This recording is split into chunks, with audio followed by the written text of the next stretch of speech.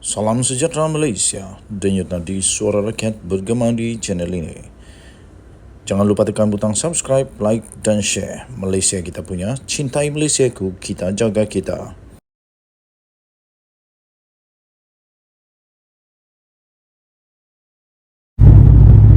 Salam sejahtera Malaysia, denyut nadi suara rakyat bergema di channel ini.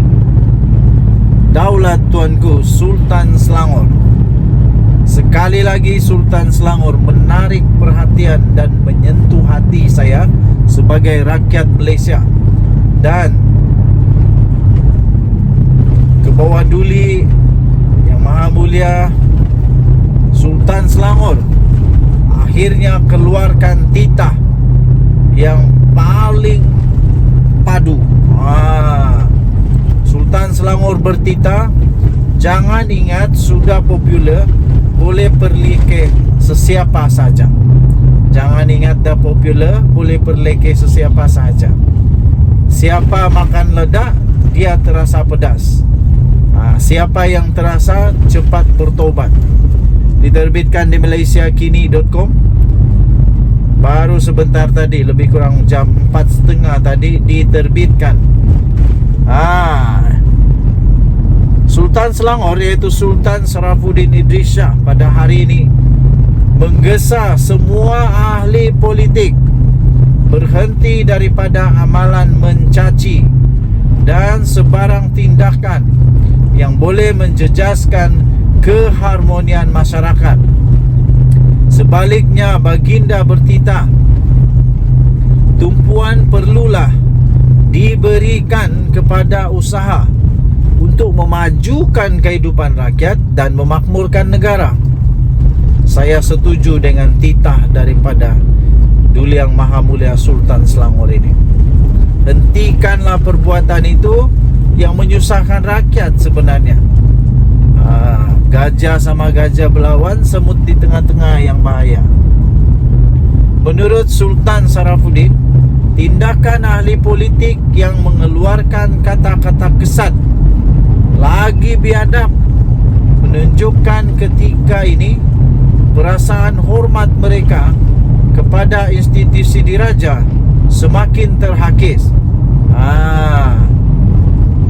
Baginda bertitah, sikap biadab mereka ini telah melangkaui batas-batas dan nilai-nilai kepribadian orang Islam dan Melayu yang sering dipelihara titah baginda. Baginda juga turut bertitah, ingatlah, jangan kerana kita menyangka bahawa kita cukup popular di kalangan rakyat sehingga bertindak memperlekehkan sesiapa yang tidak sehaluan dengan fahaman politik masing-masing. Malah sanggup pula hadir ke negeri Selangor dengan melemparkan cacian melampaui batas. Agaknya siapa itu? Siapa yang terasa makan lada pedas ini? Datang ke Selangor, hadir ke negeri Selangor, melemparkan pula cacian melampaui batas. Siapa yang terasa tu ya? Kemana hilangnya budi bahasa titah baginda? Ini bukan budaya kita, khususnya orang Melayu, untuk menghina sesiapa pun, khususnya di khalayak ramai. Titah baginda lagi. Saya amat setuju dengan titah Kebawah Duli Yang Maha Mulia Sultan Selangor ini. Sultan Selangor bertitah demikian pada majlis mengangkat sumpah jawatan Menteri Besar Selangor dan anggota Exco Kerajaan Negeri di Istana Alam Shah, Kelang hari ini. Denyut nadi suara rakyat bergema di channel ini. Saya amat setuju dengan apa yang dititahkan oleh Sultan Selangor ini. Paling teruk, dah lah datang negeri orang, lepas tu cakap sembarangan pula. Sekarang Sultan dah bertitah. saja bagi saya, kalau tak dapat ikut undang-undang di negeri Selangor, tak payah datang negeri Selangor. Kalau tak boleh ikut, tak boleh junjung titah ke bawah duli yang maha mulia Sultan Selangor ini, tak payah nak tergigit masuk negeri Selangor. Senang. Jangan menyusahkan orang. Adun sungai itu sekali lagi, Amiruddin Syari hari ini telah diperkenankan oleh Sultan Sharafuddin untuk dilantik semula sebagai Menteri Besar Selangor buat penggal kedua. Tahniah diucapkan kepada Menteri Besar Selangor ini. Baginda turut bertitah, peliharalah adab dan susila kita, apatah lagi apabila kita bertandang ke negeri atau rumah orang. Titah Sultan Sharafuddin lagi. Sekali lagi, siapa yang terasa ya? Pada 18 Julai yang lalu, Menteri Besar Kedah Muhammad Sanusi Madnor didakwa di Mahkamah Session Selayang atas satu pertuduhan mengeluarkan kata-kata menghasut berhubung pelantikan Amiruddin Syari. Siapa yang terasa makan lada, dia terasa pedas. Daulat tuanku Sultan Selangor, kita junjung titah ke bawah duli yang maha mulia Sultan Selangor. Kita jumpa lagi. Bye bye. Salam sejahtera Malaysia. Denyut nadi suara rakyat bergema di channel ini. Wow, terbaru daripada SPRM di Terengganu. SPRM Terengganu mengesahkan menahan pegawai kerajaan negeri dan isteri. Waduh, ini satu kejutan yang baru daripada SPRM untuk kerajaan negeri Terengganu yang baru saja menang PRN yang lalu. Di Terengganu, iaitu pegawai kerajaan dan isteri. Wah, ini suami isteri ini. Suruhanjaya Pencegahan Rasuah Malaysia, SPRM, mengesahkan telah menahan seorang penolong pegawai takbir kanan. Bos-bos ni kalau penolong pegawai takbir kanan, sebuah jabatan di kerajaan negeri Terengganu, dan isterinya kerana disyaki telah menyalahgunakan jawatan sejak tahun 2021 sehingga tahun 2022. Puaslah dia.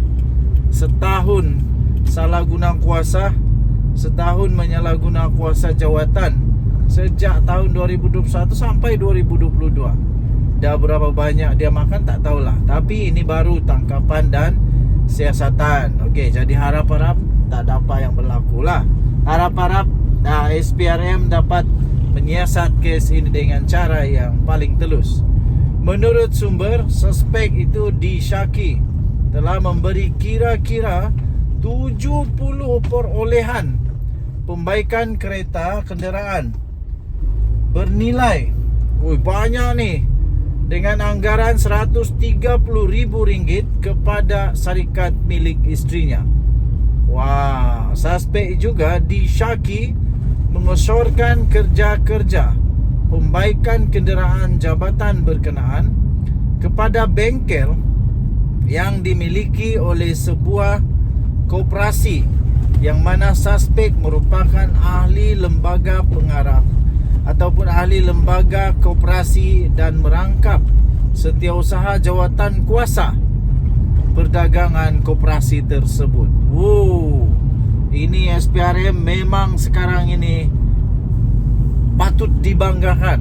Inilah yang terbaik, supaya tiada lagi ketirisan, tiada lagi salah guna kuasa, dan rakyat benar-benar dapat terasa wang khas yang sepatutnya untuk dimajukan, memajukan negara, untuk memajukan rakyat, tidak disalahguna oleh manusia-manusia yang nak jadi kaya sendiri. Las-las rakyat yang merana.